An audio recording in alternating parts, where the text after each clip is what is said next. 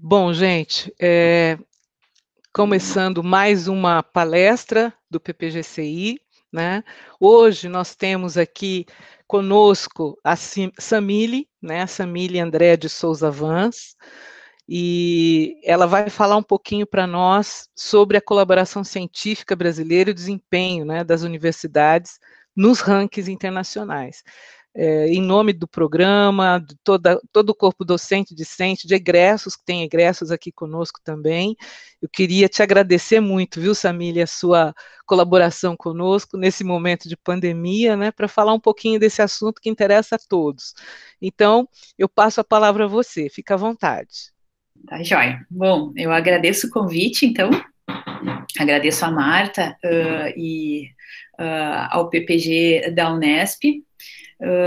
É uma honra poder apresentar um pouco alguns resultados preliminares desse projeto que está iniciando, né? Então, só para contextualizar um pouco, esse projeto ele é um projeto bastante recente, né? Eu iniciei esse trabalho agora em final de fevereiro, início de março desse ano.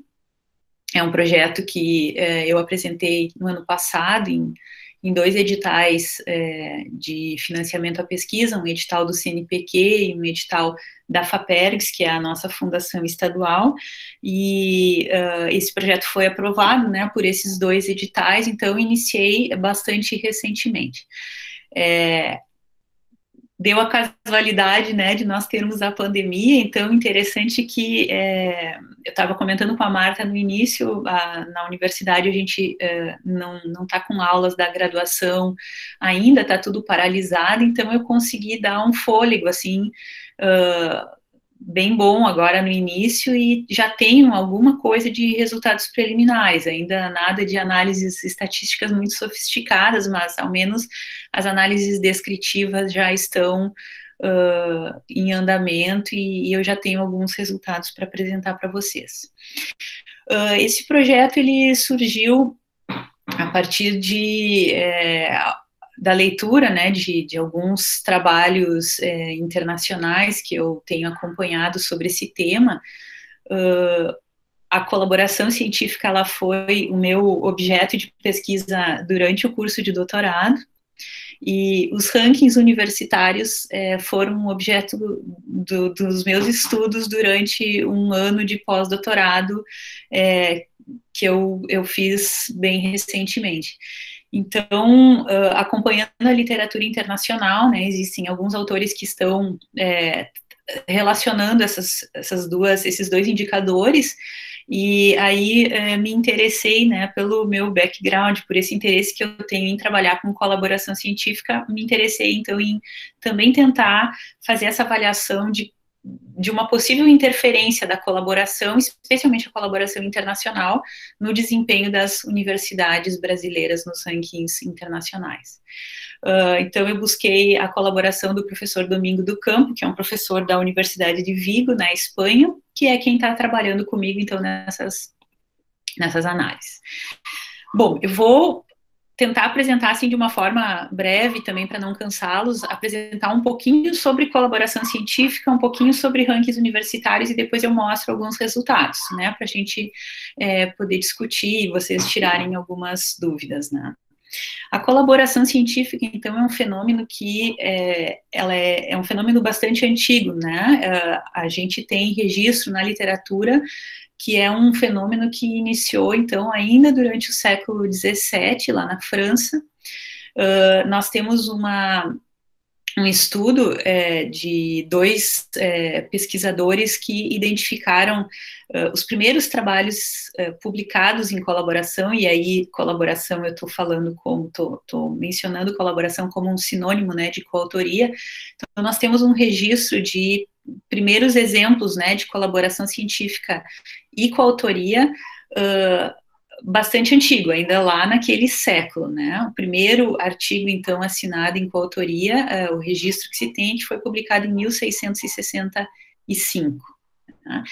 Então, é um fenômeno, é um comportamento que ocorre há muito tempo, né? E, claro, atinge algumas áreas da ciência mais do que outras, né? Nós temos a gente consegue observar que ciências exatas, biomédicas, elas têm uma aderência maior à colaboração científica e à coautoria do que as áreas de humanas e sociais, né? Também data daquele século o surgimento do termo colégios invisíveis, que é um termo que normalmente a gente ouve falar, né, um termo bastante utilizado na área de comunicação científica. Então, o registro que se tem é que esse termo ele foi utilizado pela primeira vez em uma reunião em Londres, entre 1641 e 1642.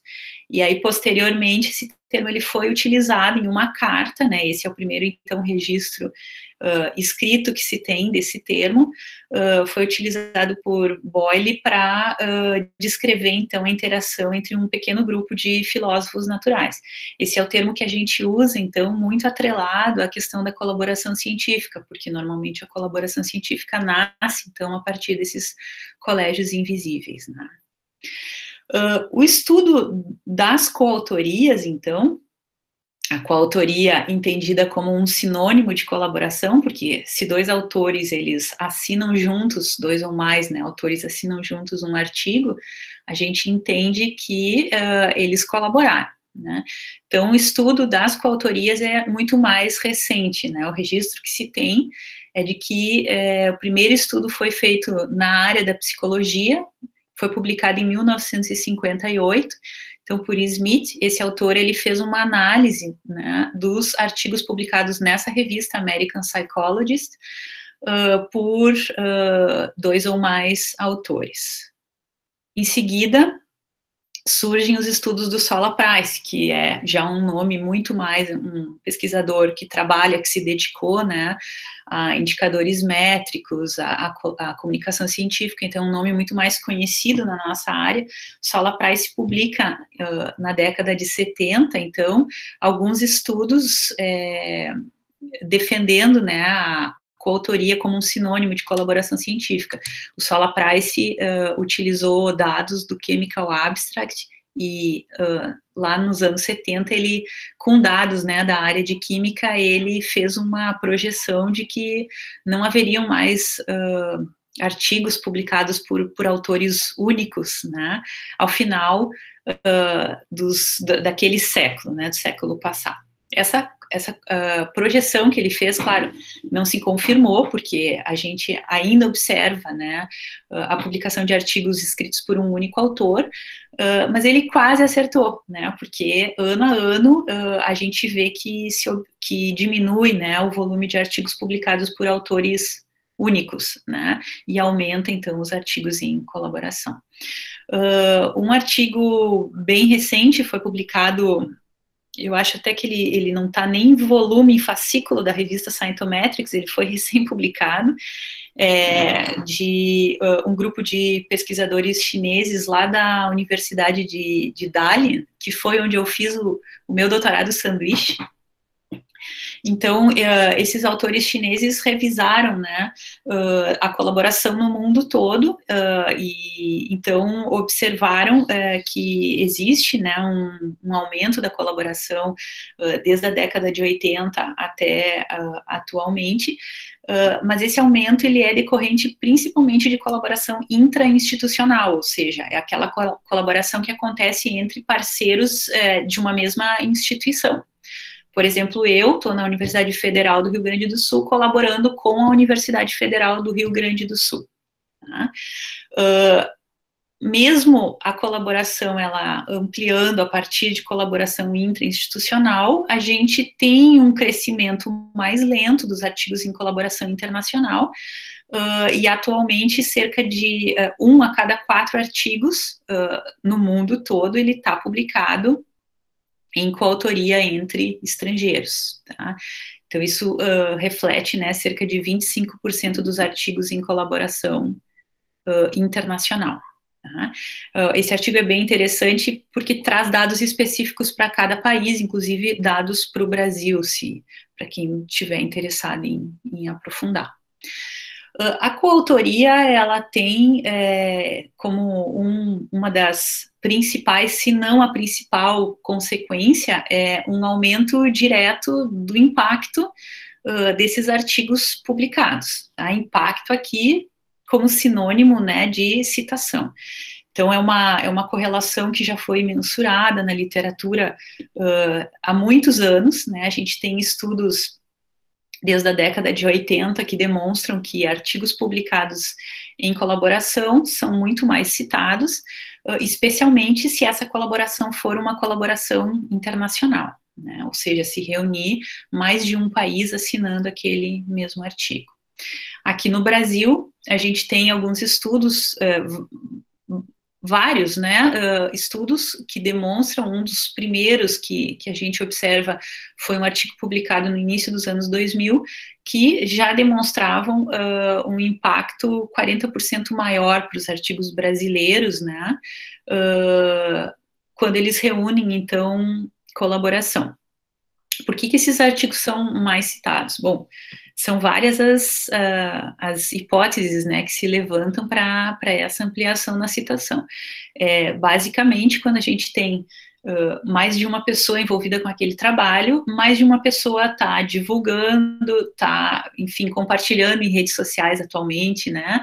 Está repassando para os seus alunos, para os seus colegas. Então, a possibilidade desse artigo ele circular, né, é muito maior quando a gente tem mais autores envolvidos. Consequentemente, se mais pessoas recebem, conhecem, né, têm esse artigo em mãos para ler, a possibilidade de citação também é muito maior. Além, é claro, artigos que são publicados em colaboração, eles têm uma receptividade muito maior por parte do público leitor, né, por parte da comunidade científica, e demonstram, né, existe aí uma percepção de que é um artigo que tem uma credibilidade, um mérito maior do que quando publicado por um único autor. Mas essas são só algumas das motivações, né? A literatura reúne várias outras motivações, várias outras hipóteses para essa ampliação das citações. E os rankings, né? O que ranking tem a ver, então, com colaboração científica?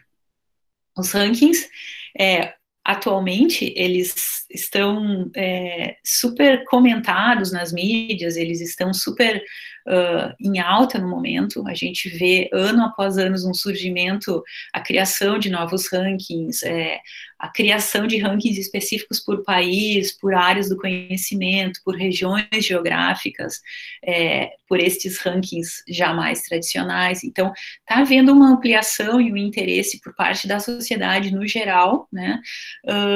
E isso faz com que os rankings sejam, então, se desenvolvam, né, cada vez mais. Eles são uma ferramenta, um instrumento relativamente novos, né?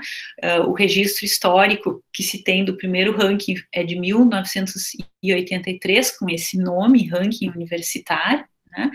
Mas a primeira classificação das universidades ela já é mais antiga, então o registro que a gente tem na literatura é que nos Estados Unidos já se fez uma classificação de universidades lá em 1870. Esses rankings, desde a sua criação, eles mais ou menos utilizam o mesmo tipo de indicador, né? Vários deles, claro, se baseiam em indicadores bibliométricos, os indicadores quantitativos. Um dado bastante importante que também permeia sempre a discussão sobre os rankings é que hoje a gente tem uma grande influência desses rankings nas universidades e nos gestores universitários, né?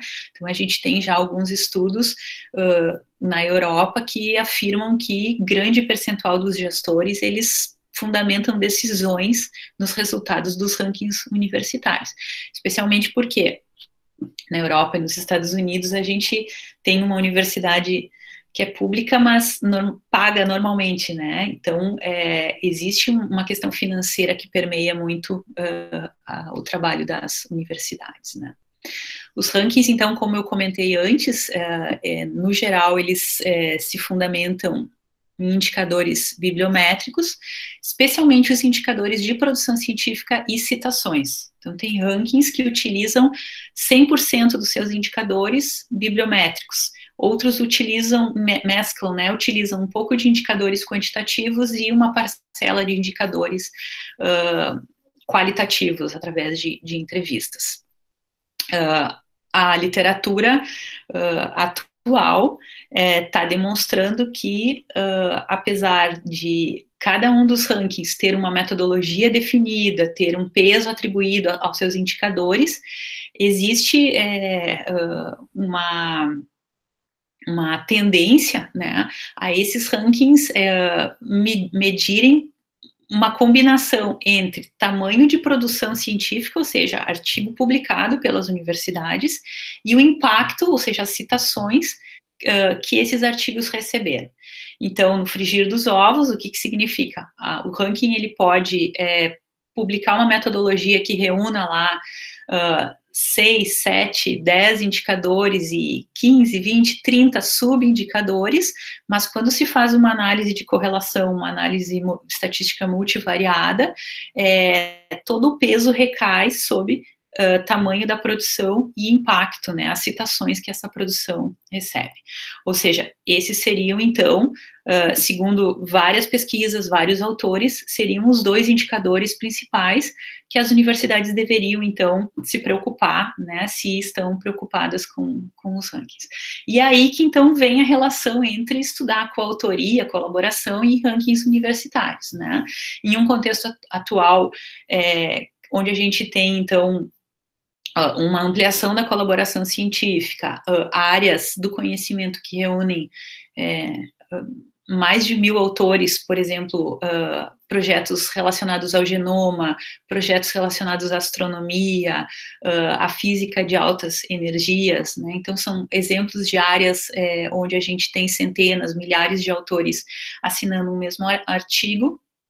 É necessário a gente começar a observar, né, esse fenômeno e avaliar um pouco mais, com mais detalhe, né, para conseguir entender, então, o posicionamento das universidades nessas áreas de pesquisa e nos rankings internacionais. Quando a gente trabalha com coautoria, existem diferentes métodos de contagem. Oi, me ouvem?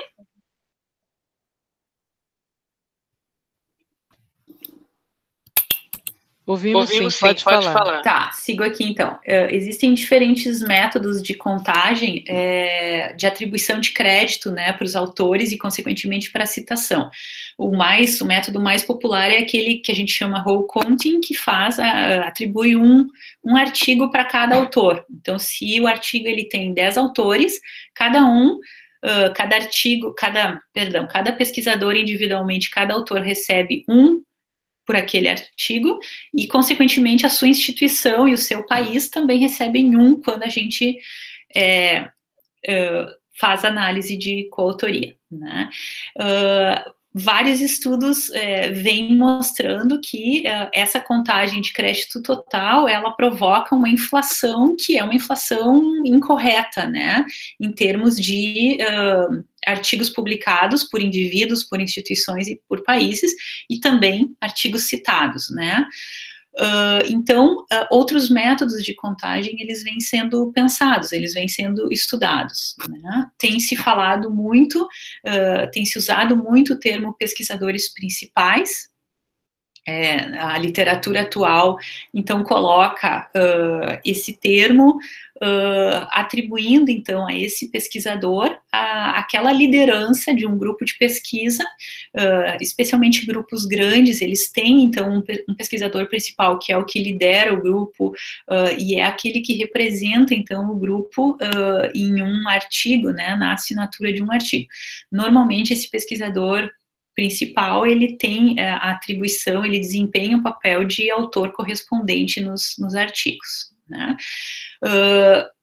Outra forma alternativa de mensurar isso, mensurar a contagem, né, a atribuição de crédito, seria o crédito apenas para o primeiro autor do artigo, o crédito para o autor correspondente, ou então uma contagem fracionária dos autores. Então, são outras possibilidades que a literatura está estudando, né.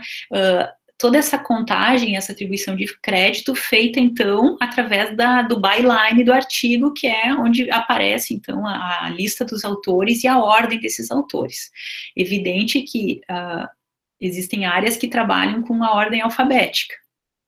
Então, áreas como, se eu não estou enganada, a área de informática, eu estava lendo esses dias um artigo, trabalha com um byline em ordem alfabética, então não seria possível, né, trabalhar com uma contagem, por exemplo, a partir do primeiro autor ou do autor correspondente. Bom, esse projeto de pesquisa que eu comento com vocês, então, que é o que eu estou trabalhando, é o que eu estou desenvolvendo, nós escolhemos, então, entre essas várias possibilidades que a literatura vem estudando e vem discutindo, escolhemos trabalhar com o autor correspondente. Tá? A gente tem, então, vários artigos que demonstram que ele é o autor principal e é o tipo de autor que deve ser usado, então, que pode ser usado com mais segurança para esse tipo de análise. Então, os dados que a gente está utilizando para essa pesquisa, que, como eu comentei, está em andamento, né, eu ainda não tenho resultados prontos, está tudo em andamento, então são dados que foram coletados do Insights, que é uma base de dados produzida pela Clarivate. A gente não tem, bom, pelo menos na URGS nós não temos acesso ao Insights, não sei se na Unesp vocês já têm assinatura. Os dados foram coletados pelo professor Domingo, lá na Universidade de Vigo. Nós coletamos recentemente, agora em maio de 2020, foram coletados, então, dados das publicações onde havia uma instituição brasileira assinando o artigo, né, e as citações recebidas por esses artigos. Então, toda a produção de universidades brasileiras entre 2010 e 2019. O que está por trás do Insights é a Web of Science, né, então é toda a produção brasileira que está indexada pela Web of Science, e o Insights é um produto que, enfim, consolida um pouco melhor os dados do que a Web of Science. O Insights, ele disponibiliza para a gente um indicador interessante, que é o CNCI, que é um indicador de citação que está normalizado, né? Ele é calculado, então faz uma análise, né, das citações recebidas por aquela universidade a partir daquilo que era esperado para as universidades dentro daquela área do conhecimento.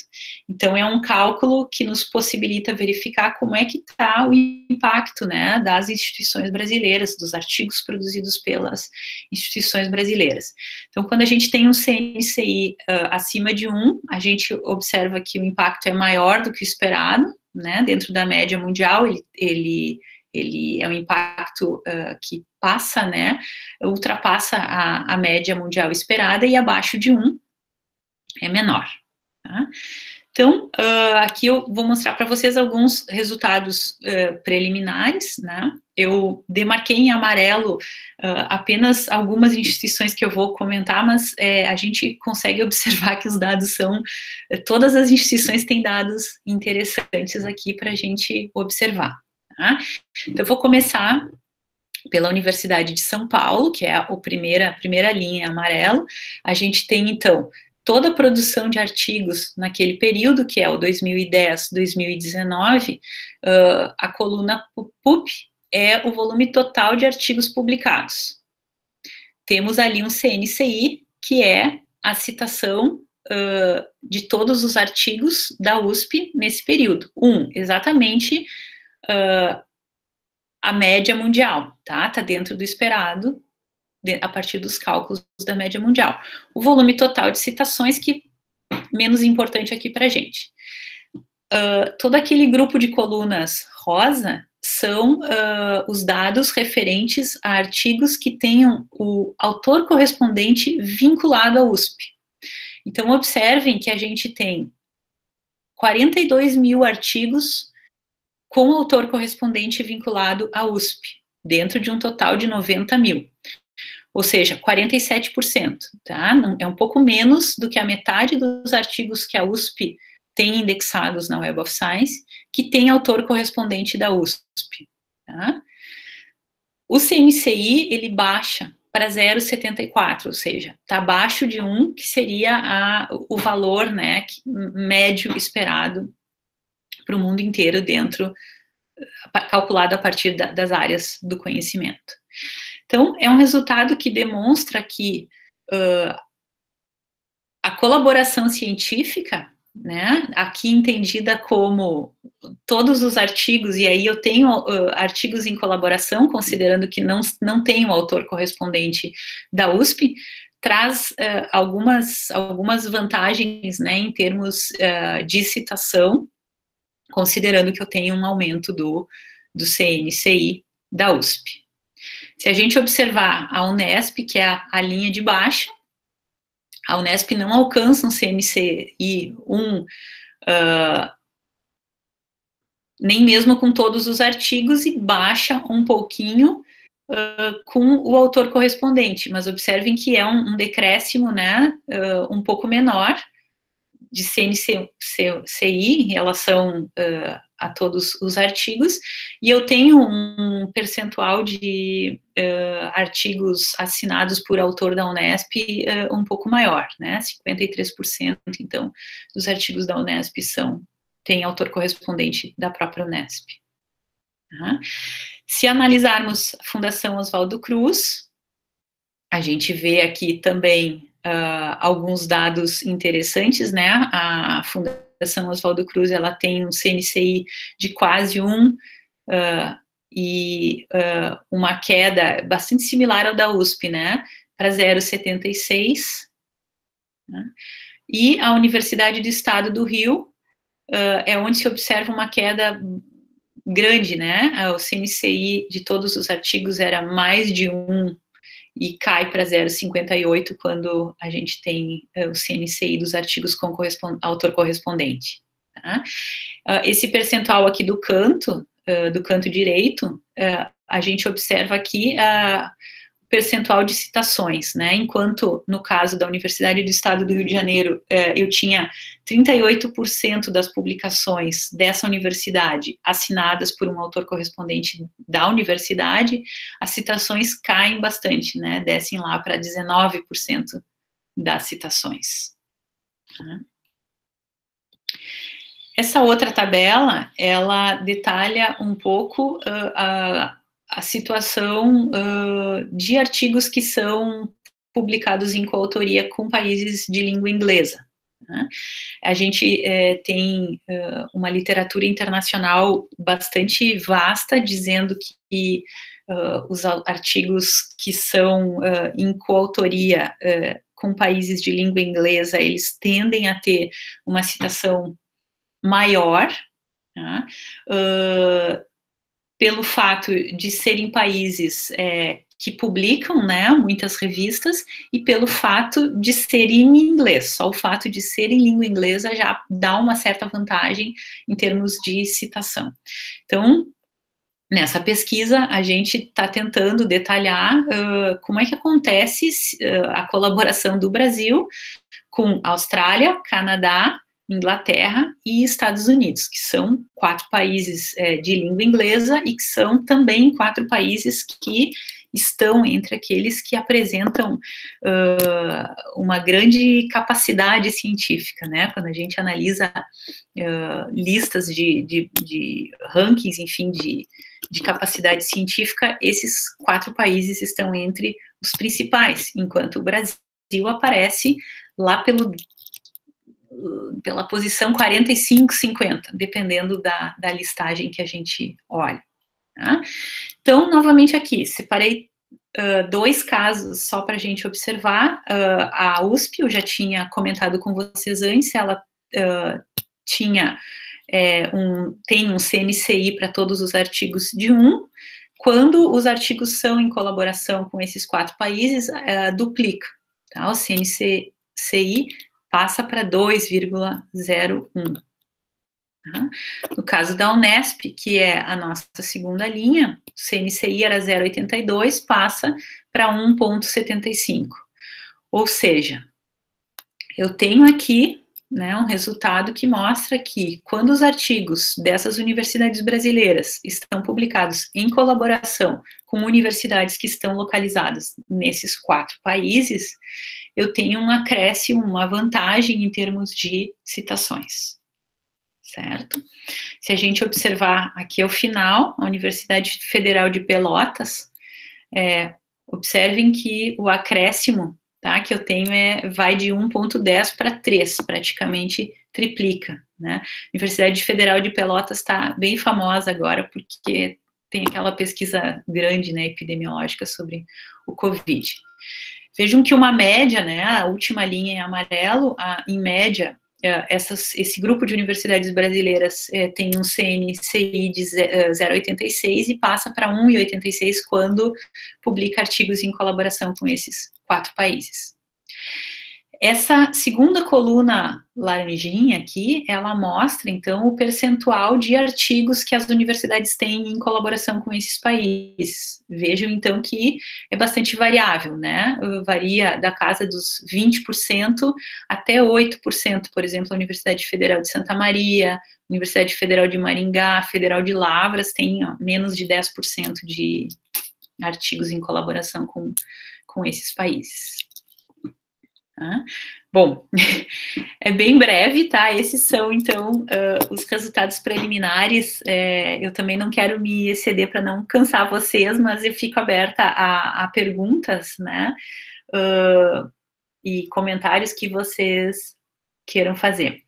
A partir desse momento, que eu mostrei para vocês 2 tabelas com dados que são dados descritivos, né, a gente está iniciando algumas análises multivariadas, tentando relacionar, então, o resultado dessas universidades nos rankings internacionais com essa colaboração, especialmente com esses 4 países, né? Eu ainda não tenho nenhum resultado para mostrar para vocês dessa etapa da pesquisa.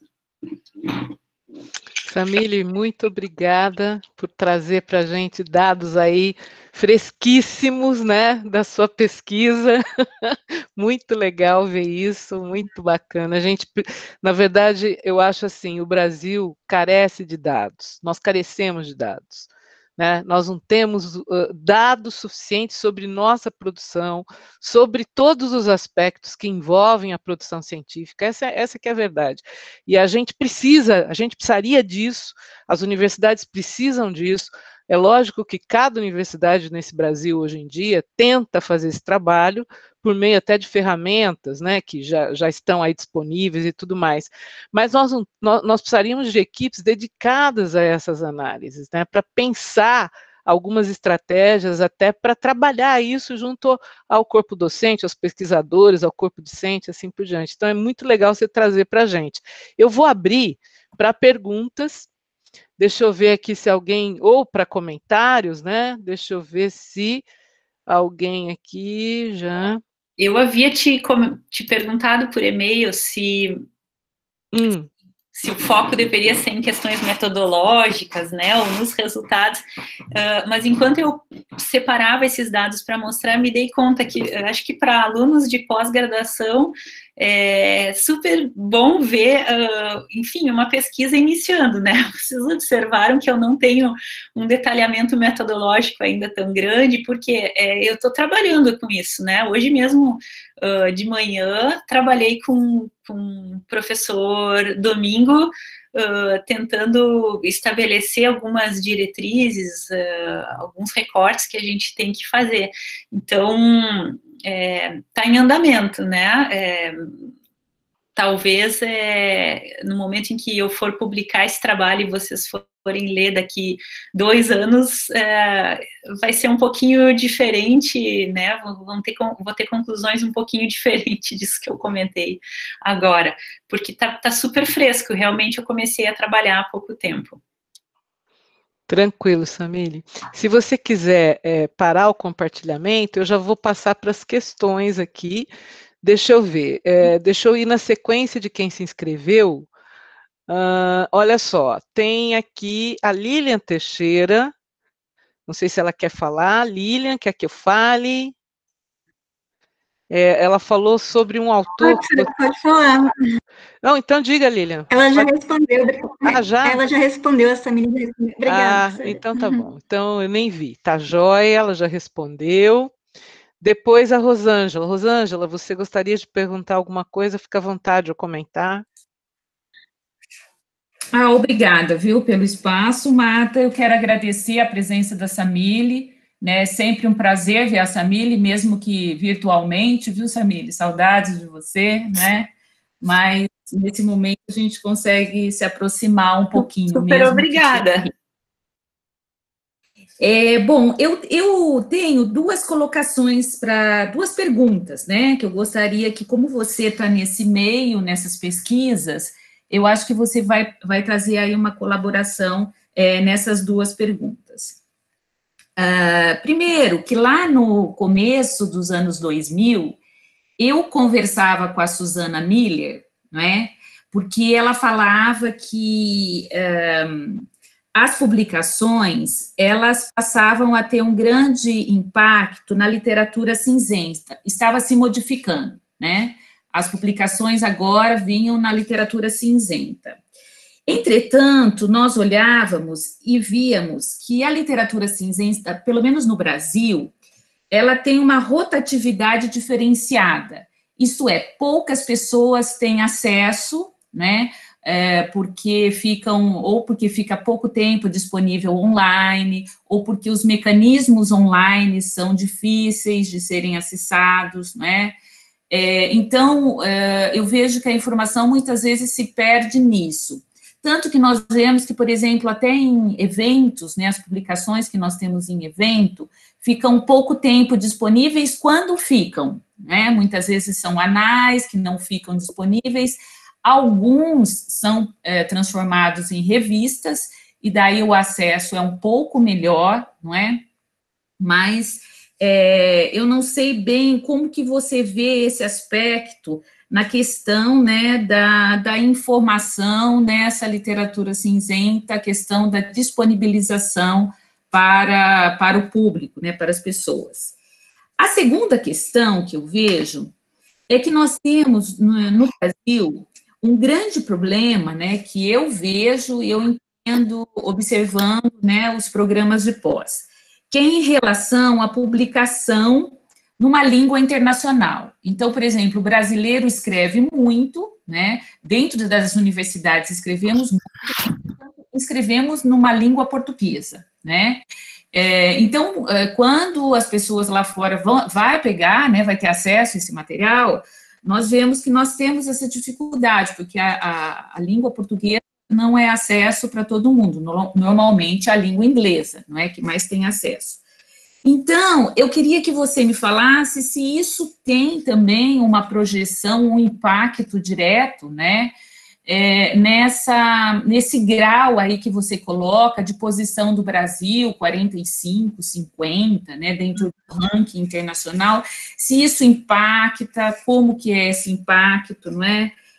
Então, eu vejo, apesar, viu, Samile, que eu não acho que a gente está ruim, não, porque se a gente pega o ranking internacional das universidades, até que eu achei, né, que nós estamos bem nesse quesito, né? Então, eu queria que você falasse aí um pouquinho sobre esses dois pontos, né? E, novamente, obrigada, um grande abraço, viu, Samile? Obrigada. Posso responder agora? Claro, Samile, pode falar. Tá. Obrigada, Rosângela, pelas questões, pelos comentários. Bom, quando esse ranking que eu mencionei, que o Brasil aparece nas posições 45, 50, são rankings de capacidade científica dos países. Tem vários autores e organismos internacionais que fazem essa mensuração com base em vários indicadores, não só a produção científica, como também os investimentos em ciência e tecnologia, volume de universidades, volume de alunos matriculados, enfim, é uma série de indicadores. E aí, claro, o Brasil aparece numa posição bastante desprivilegiada, né, bastante ruim. apesar de termos essa capacidade científica baixa, não sei se dá para dizer baixa, mas eu acho que sim, né? Uma pequena capacidade científica, a gente tem uma produção científica bastante alta. E aí é que a gente vê os resultados das universidades brasileiras nos rankings internacionais. Se nós pegarmos só o resultado de produção científica, nos rankings internacionais, a gente tem uma lista bastante grande de universidades brasileiras. Cerca de 29, 32 universidades brasileiras estão nos principais rankings internacionais, mas é fundamentado basicamente no indicador de produção científica, que, lembrem que eu comentei com vocês na apresentação, nesses estudos que vêm sendo feitos atualmente, que tentam correlacionar todos os indicadores usados, produção e citação são os dois principais indicadores, tá? Então, no quesito produção, eu acredito que sim, que o Brasil está muito bem.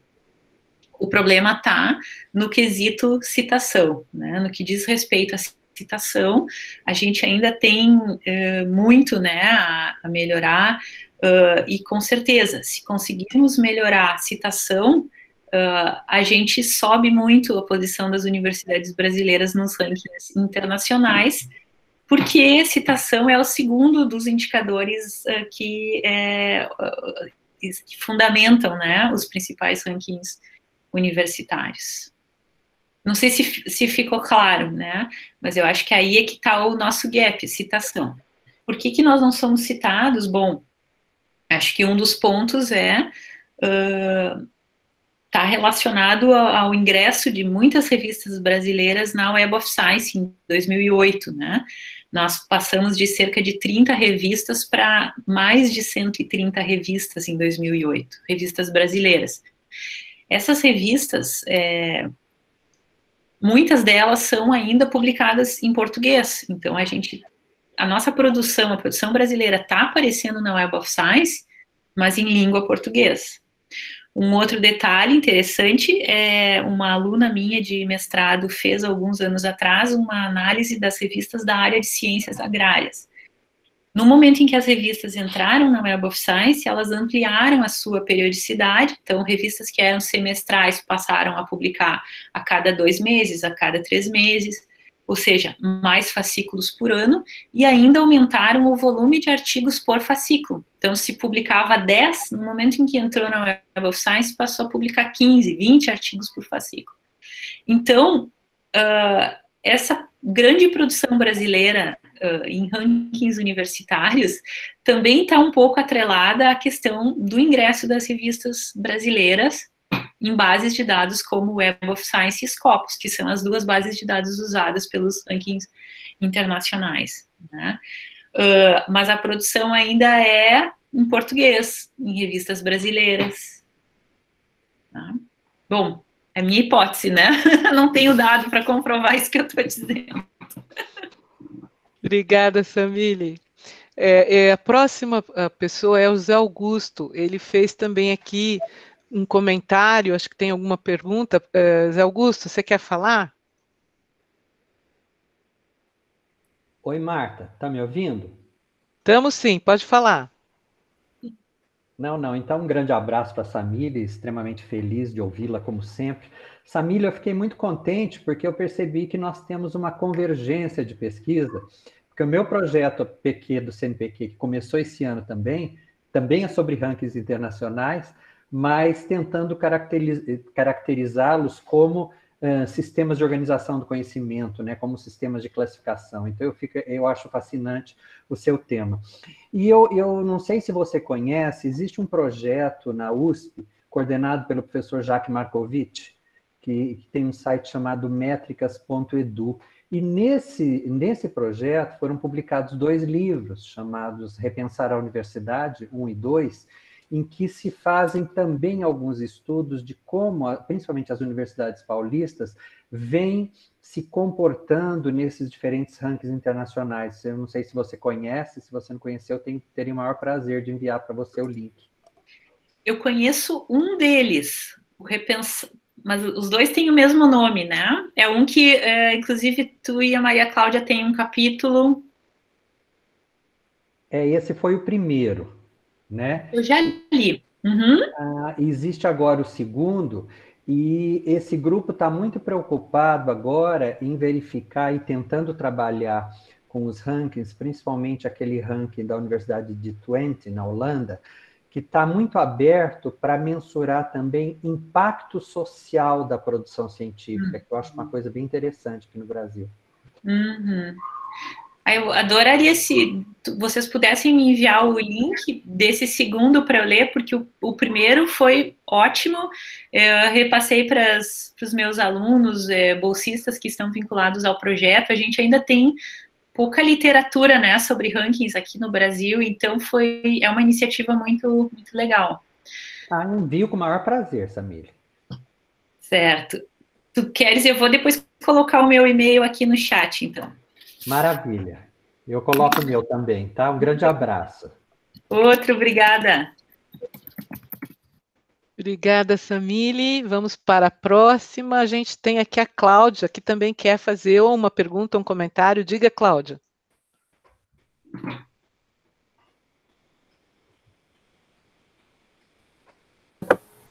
Oi. Boa tarde, pessoal. Boa tarde, Samile. Sempre muito bom ouvir a Samile, é sempre um presente ouvir as falas da Samile, seja nas bancas que a gente participa juntos, seja então hoje numa palestra, é sempre um momento muito bom de aprendizado, ainda mais nesse momento que a gente passa, é um alento, é um alívio para a gente. Samile, o que eu fiquei muito feliz de ver a sua palestra, porque ela tem um diálogo bastante estreito com uma pesquisa que... Pergunta para ele quanto eu estou devendo para ele ao todo. Pode continuar, Cláudia. Essa pesquisa que você está desenvolvendo tem um diálogo bastante estreito com uma pesquisa que a Zaida, da Espanha, e o professor Moody apresentamos no ICE agora de 2019. E a gente faz algo bem próximo do que você está fazendo nesse projeto, só que com um período anterior, a gente fez até 2015 esse levantamento. Eu acho que a gente pode, no futuro, tentar aí trocar figurinha. E tá aí, nesse sentido, eu queria ouvir de você uma crítica que a gente escutou lá, como que você enxerga essa questão, porque os nossos resultados, embora o período não é exatamente o mesmo, nosso período é de 2003 a 2015, uma crítica, uma questão que a gente ouviu lá de um pesquisador da África do Sul, é que ele perguntou se a gente não considera que esses nossos resultados, eu acho que é fato o nosso resultado, assim como o seu, mas se a gente não considera que seria, para países como o Brasil, um tiro no pé, no sentido de que as agências de fomento poderiam estar só oferecendo subsídio para pesquisas que o autor de correspondência não fosse do Brasil, fosse de algum outro país. Eu acho que isso é um fato, né? Talvez seja até um fato bom, no sentido de que a gente está fazendo boas parcerias, a gente está conseguindo captar mais a visibilidade, impacto, mas eu queria ouvir um pouquinho a sua posição sobre se você acha que, de alguma forma, esses resultados podem influenciar negativamente a gente de fomento. Outra coisa que eu queria perguntar para você, como é que você lidou com a questão das instituições com múltiplos nomes, e porque, especialmente, você cita aí a Fiocruz, e, para a gente, a Fiocruz apareceu com nomes distintos dependendo da cidade, do estado onde ela está, e daí o impacto acabou divergindo um pouco.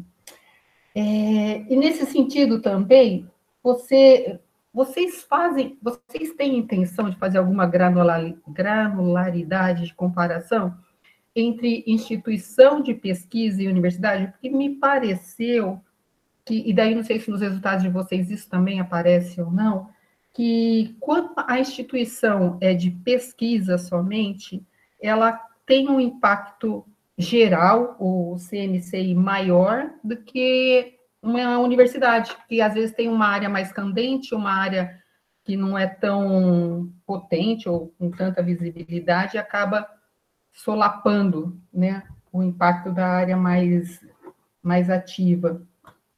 Nossa, Samília, eu acho que eu tenho que parar de fazer as perguntas. É que eu tenho tanta coisa para te perguntar. Mas, por exemplo, também, a gente não fez, e você comentou da questão do idioma do português. Você já tem algum resultado nesse sentido? Se esse CNCI baixo, a gente não fez essa granularidade, como que fica nos artigos em português? Ainda não, porque começamos bem recentemente, então ainda estou naquele ponto de verificar o nome das instituições, caso a caso, né? Verificar os dados divididos por área do conhecimento, que também dá uma diferença bastante grande, né, entre dos resultados para cada área do conhecimento. Então, não chegamos nesse ponto de verificar o idioma e verificar o periódico de publicação, tá? Que é algo que eu gostaria de fazer. Vamos ver se a gente consegue fazer essa verificação. Sobre as instituições, então, a princípio, os dados do Insights estão organizados e estão limpos. Eu verifiquei nome a nome de todas as instituições brasileiras que apareceram nas planilhas, e não verifiquei problemas de divergência de nomes, né? O que muito me estranha, porque em 2016, quando eu estava num pós-doutorado lá em Madrid, e lá eu tinha acesso ao Insights, os dados não eram tão limpos assim, né? Mesmo no Insights, tinha problema relacionado à duplicidade de nomes. Agora, eu não estou tendo acesso ao Insights, né? O professor Domingo me manda as planilhas já prontas das universidades brasileiras. A princípio, não encontrei nenhum problema relacionado a nomes até o momento. Mas como eu não estou tendo acesso à base de dados, né, sempre fica aquela duvidazinha. Certo? Tá.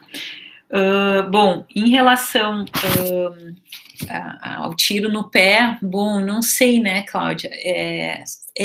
Acho que sim, que é um tiro no pé, mas ao mesmo tempo, eu acho que a gente não pode acreditar nessa ideia de que o Brasil é o, sei lá, 13º país que mais publica, nem sei se é o 13º, 14º agora, quando na verdade a gente está trabalhando com publicações que estão majoritariamente em revistas brasileiras, escritas em português, né? Acho que deveríamos tentar negociar, tentar brigar por financiamento, editais, né, linhas de financiamento nas agências que privilegiem, por exemplo, o pagamento de APCs, que são as taxas cobradas pelos artigos, né? Se a gente for ver, para publicar uma revista na Nature, não basta ter um ótimo resultado científico e um bom inglês para redigir o artigo. Eu preciso ter, não sei quanto é que está agora, $4.000, $5.000 está um artigo na Nature, né? Então, eu, por exemplo, aqui na Universidade Federal do Rio Grande do Sul, nós não temos dentro da universidade uma linha de financiamento para isso.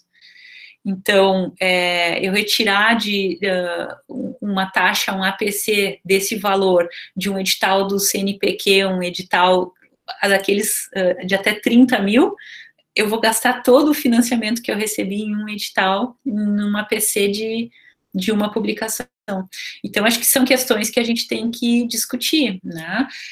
Bom, as revistas brasileiras também precisam de financiamento para melhorarem a sua qualidade. Se a ideia é ter uma publicação mais citada, e as revistas precisam começar a trabalhar com inglês de uma forma mais corrente, né? Mais natural. Para isso também eu preciso ter financiamento. Então, não sei, não são bons resultados, eu concordo, mas eu acho que a gente precisa trabalhar com eu não te ouço.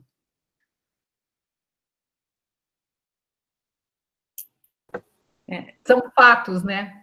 São fatos que a gente precisa olhar com cautela, com cuidado, e a gente vai ter que mexer nisso para realmente despontar como um grande parceiro na ciência internacional, né? Só abusar, já que é que você comentou algo que eu achei muito importante agora, fora todo o resto, mas algo novo que me fez pensar. A questão, porque em outros países, diversas instituições pagam, né?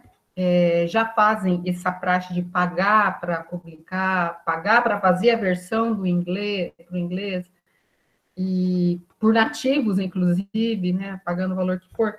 Você acha que muitas vezes pode estar atrelado ao autor daquela instituição assumir o papel de correspondência, não necessariamente, então talvez esteja ligado com liderança, mas também com o aspecto de financiamento da ciência? Pode ser, Pode né? não ser necessariamente liderança, então, mas sim quem tem o dinheiro. Quem tem o dinheiro. Uhum. Ou talvez o dono do projeto maior, né? Claro que esses resultados, eles são resultados bastante parciais, né? Porque a gente pode ter um entendimento diferente do que é o autor correspondente. Eu mesmo, como eu trabalho com colaboração científica desde o doutorado, eu acredito na colaboração realmente, e não só numa coautoria dada, né? Numa coautoria fantasma. Então, foi bastante difícil quando eu comecei a trabalhar com o professor Domingo de aceitar essa ideia de assumir, né, que o autor correspondente, ele é o autor principal. Enfim, mas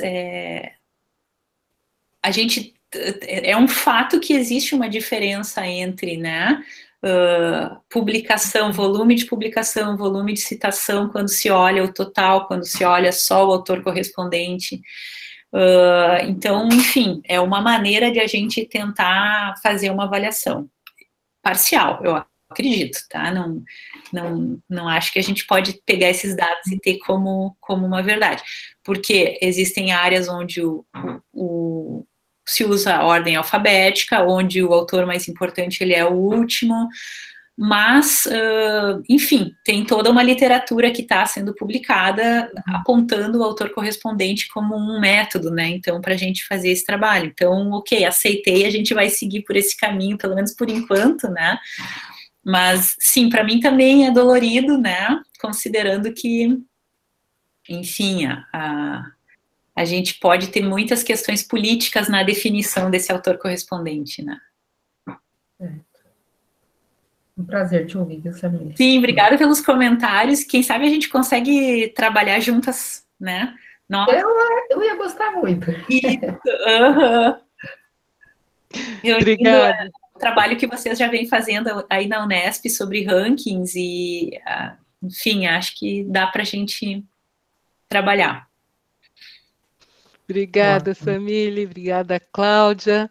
A gente tem o Sigmar. Ele fala, não sei se ele quer perguntar, se quer que eu fale. Sigmar. Ele diz, você está considerando pré-prints? Samile, muito obrigado pela sua apresentação, tá? Foi maravilhosa, seu trabalho é um trabalho muito lindo. Só uma pergunta, se você pensa em considerar os pré-prints nesse processo de publicação, até porque nessa época de Covid, os pré-prints explodiram no mundo inteiro. Então, você acha que isso deve ou pode ser considerado? Obrigada pelo comentário, obrigada por estar aqui me ouvindo.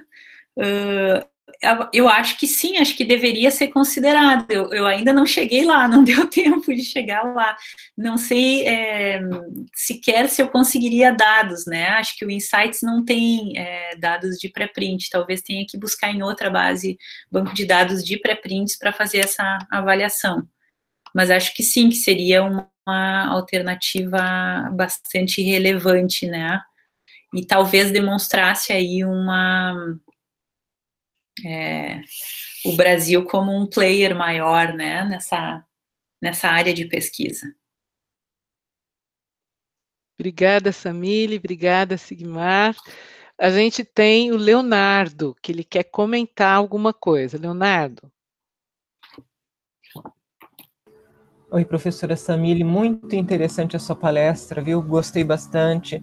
Eu não sou da linha de gestão, né? Não trabalho muito essas questões de análise de citação e etc., mas eu verifiquei que isso, para mim, era uma ferramenta bastante interessante, né?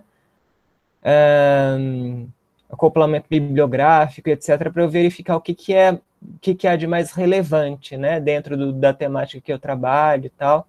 Estou explorando algumas ferramentas.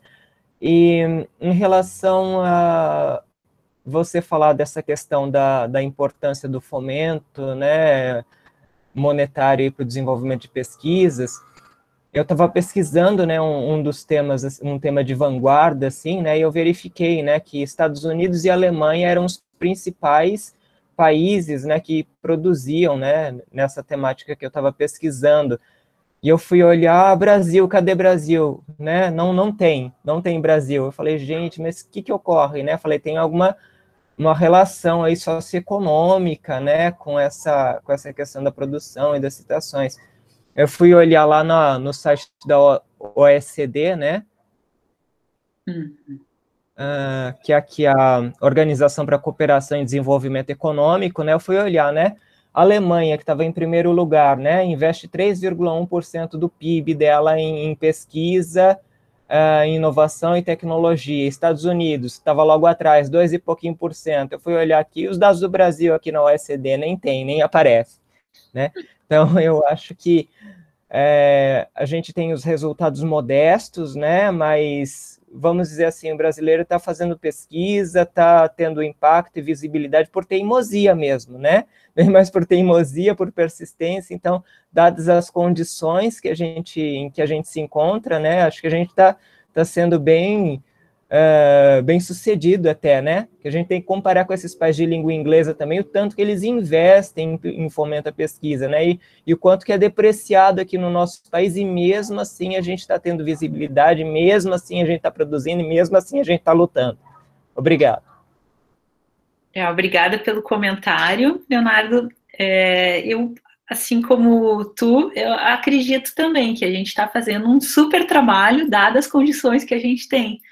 Porque quando a gente fica um tempo fora do Brasil e convive com uma outra equipe de pesquisa, a gente percebe, né, que existe uma organização maior para a pesquisa dentro da instituição, até mesmo em termos de tempo dedicado à pesquisa, um pouco maior, né, do que aqui. A questão do financiamento é mais tranquila. Como alguém comentou, as instituições universitárias normalmente pagam as taxas de publicação para os autores, quando os autores têm artigos aceitos em revistas importantes e caras, né.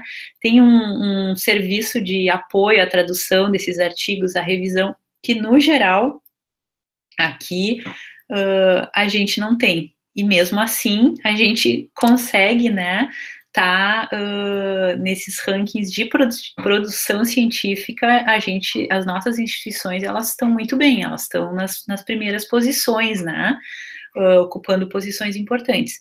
Um outro ponto diz respeito às revistas universitárias. Como eu sou editora de uma revista, eu também sempre puxo, né, a brasa para o meu assado. As revistas também são muito desprestigiadas aqui no Brasil. o financiamento é muito, muito pequeno, né? O CNPq financia um número muito reduzido de revistas, com um recurso bastante pequeno, e mesmo assim as revistas estão conseguindo a indexação em bases internacionais. Então, também os editores e as revistas científicas estão fazendo um trabalho que eu acho que é muito bom. A gente tem, então, o projeto da PKP com o JS, que deu um super estímulo, né, às revistas brasileiras, e eu acho que um trabalho também das equipes editoriais que precisa ser respeitado, porque pelo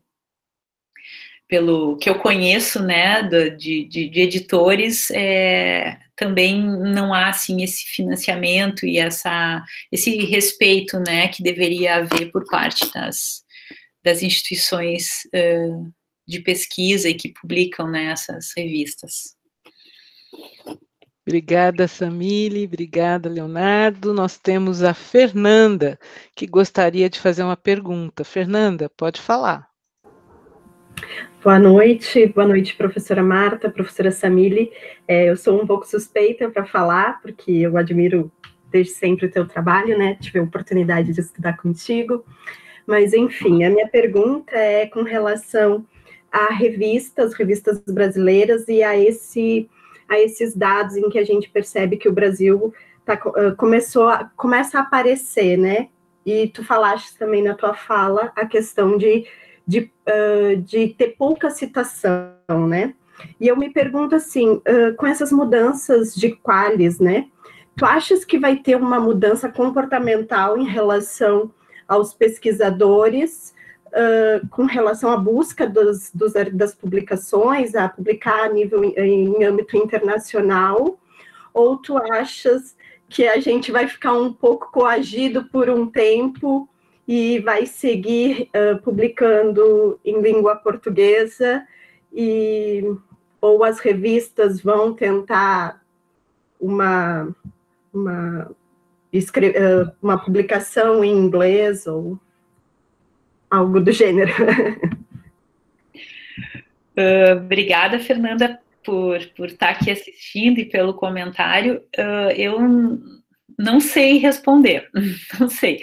Agora à tarde eu estava assistindo uma live da CAPES, onde se falou sobre o Qualis, e a princípio a Thalita, que é uma das pessoas, das técnicas, que é membro da diretoria de avaliação lá da CAPES, ela comentou que o Qualis, a tendência do Qualis é que ele desapareça, né, a partir do próximo quadriênio, então, a partir do ano que vem, e a tendência é que se utilize apenas os indicadores já consolidados, que seria o fator de impacto, o site score, e para aquelas áreas que não têm as suas revistas, então, indexadas, não tem tradição, né, de publicar em revistas internacionais que tenham esses indicadores, então, se poderia utilizar o índice H do Google.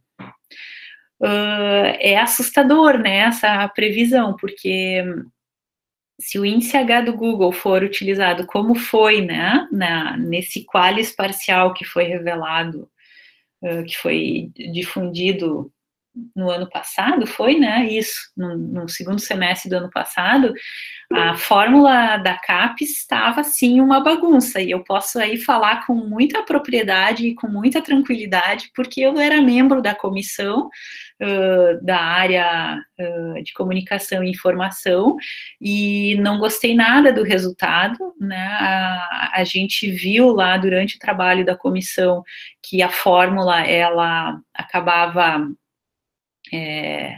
favorecendo revistas que tinham um índice H alto, em detrimento de revistas que estavam indexadas nas bases, na Scopus e na Web of Science.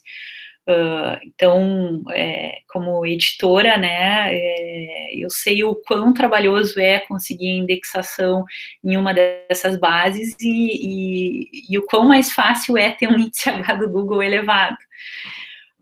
Mas, enfim, numa comissão a gente tem várias pessoas, várias opiniões, né, e enfim, aquele Qualis, o resultado foi aquele que todos vocês receberam e que, enfim, não é um bom resultado, pelo menos não para a área de comunicação e informação. Quando eu ouço a Thalita hoje falando lá na live da CAPES que o Google vai ser usado junto com 2 indicadores que são indicadores já mais tradicionais, né, não sei o que vai ser de nós a partir do próximo quadriênio.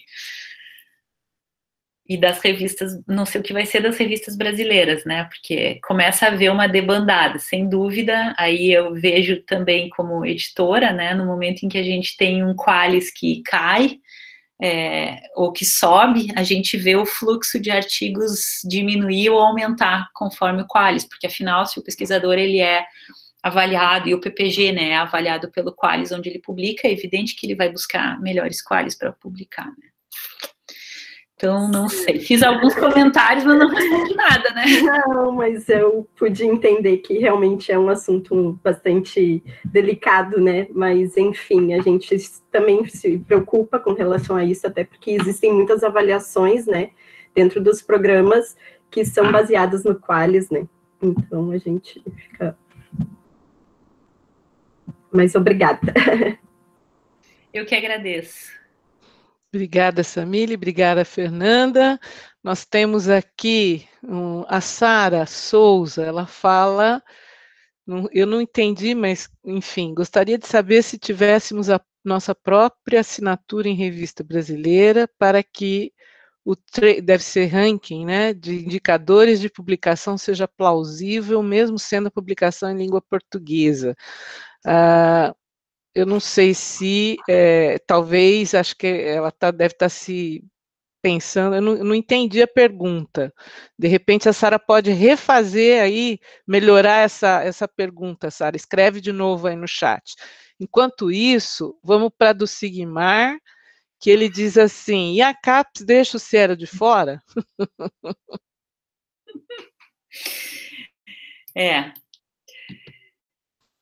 Só um comentário, né? Porque a nossa base de dados nacional, que a CAPES deveria valorizar, ela fica de fora. É uma briga que a gente está tendo com a Bell Packer já há longo tempo, nós estamos até fazendo um documento para enviar para a CAPES, mas eles não querem considerar o Cielo, né?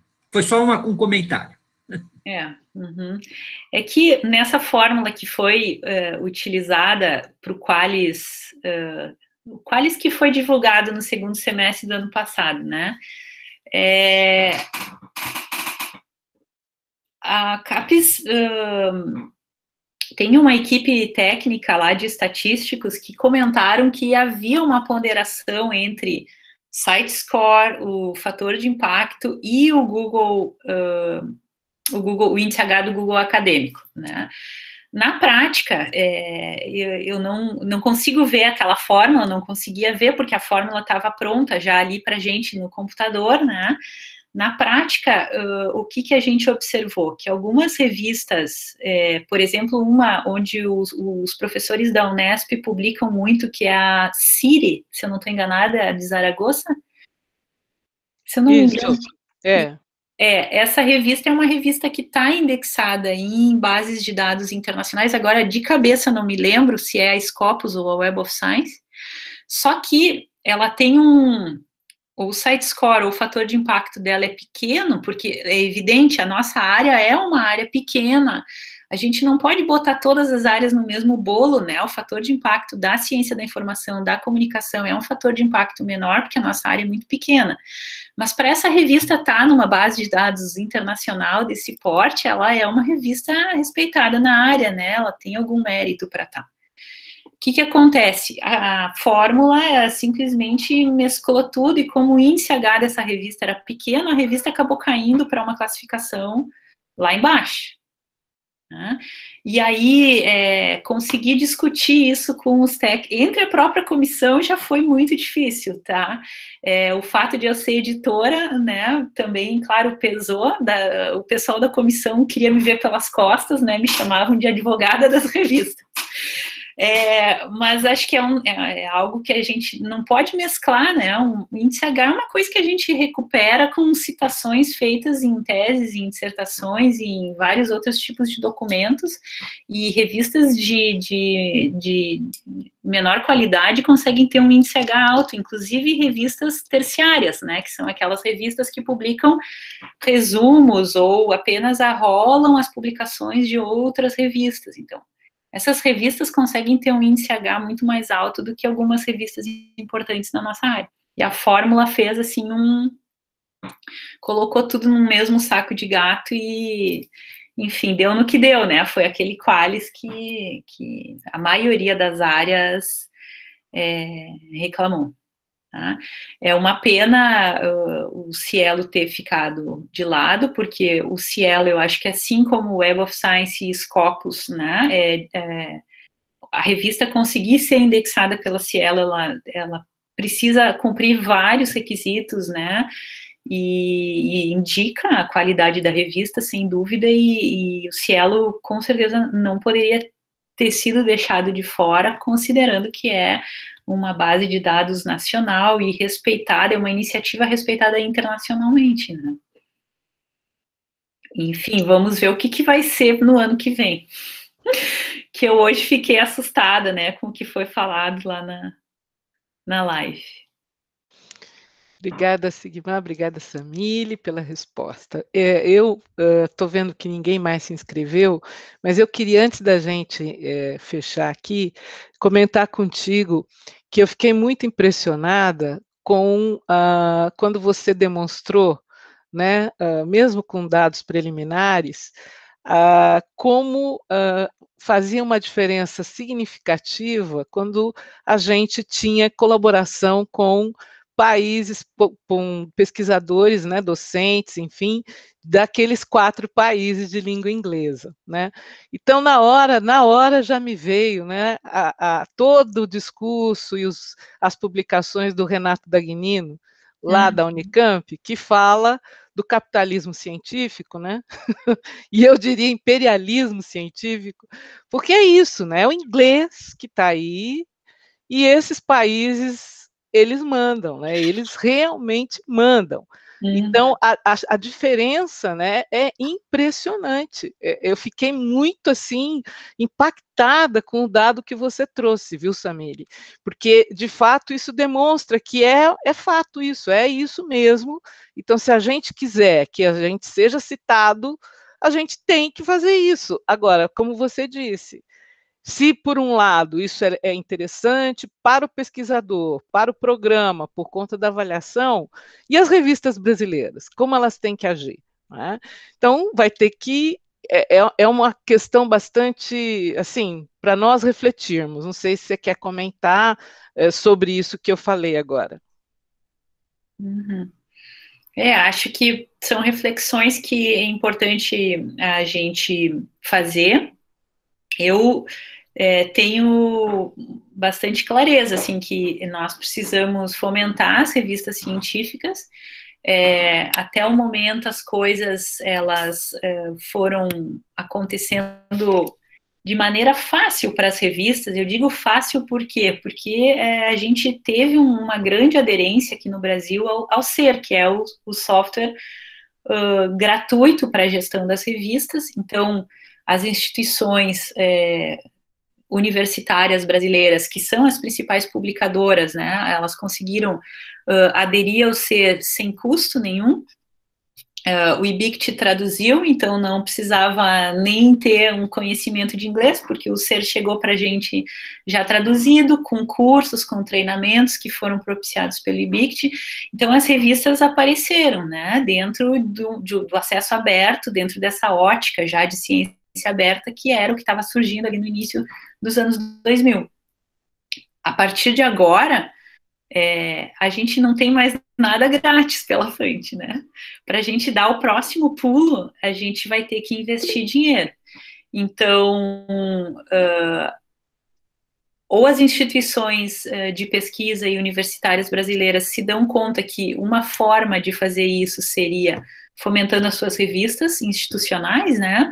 No caso, cada universidade fomentar para que os pesquisadores consigam publicar ali e consigam que essa revista seja bem avaliada, tenha autores internacionais também interessados publicando em inglês, né? Ou a gente não vai conseguir sair do chão, né? A gente, bom, temos uma grande produção indexada na Web of Science, mas é uma produção que está em português, que não é citada, né?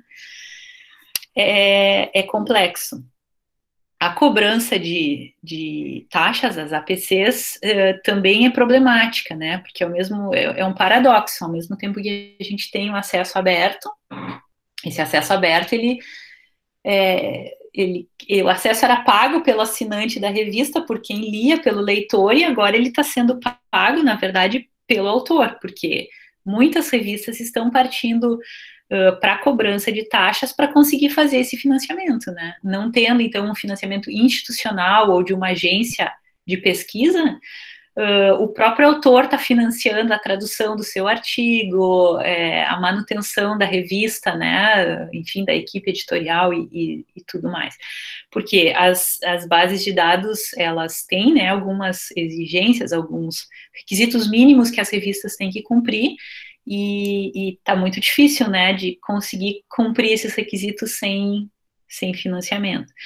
Então, é complexa, né, a situação, e acho que é importante a gente trabalhar em nossas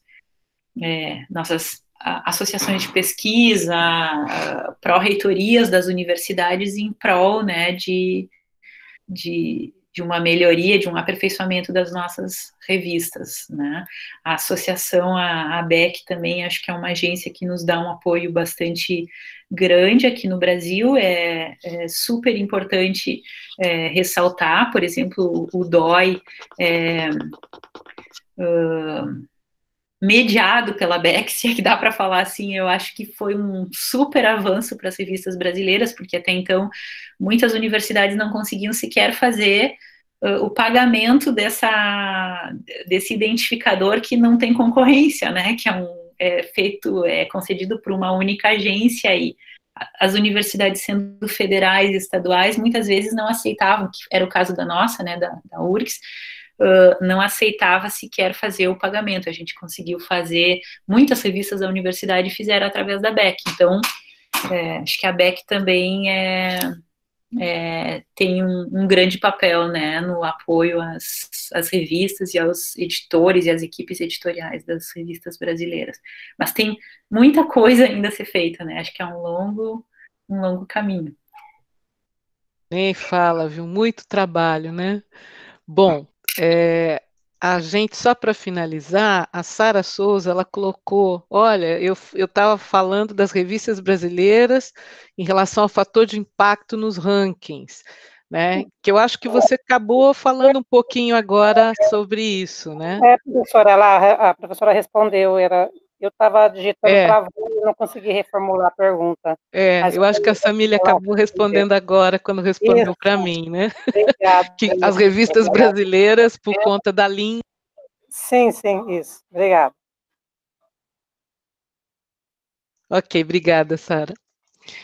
Então, acho que não temos mais nenhuma pergunta, acho que não. O Sigmark também aqui fez um comentário final, falando em nome da BEC, né, que fazem a intermediação do DOI para muitos periódicos, muitas revistas aqui no Brasil.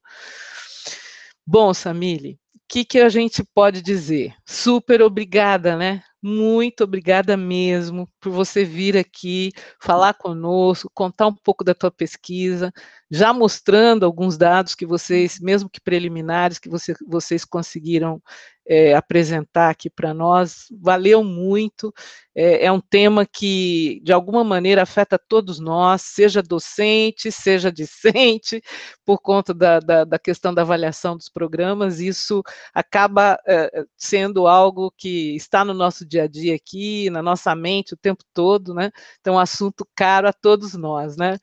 Muito obrigada por você vir compartilhar um pouquinho desse conhecimento que você tem, que é uma pesquisadora super respeitada nessa área, e dizer que só temos a agradecer e, enfim, que nos colocamos à disposição aí para o que você precisar. E, ó, fazer a parceria com a Cláudia não vai ser maravilhoso, viu? A Cláudia já falou que topa.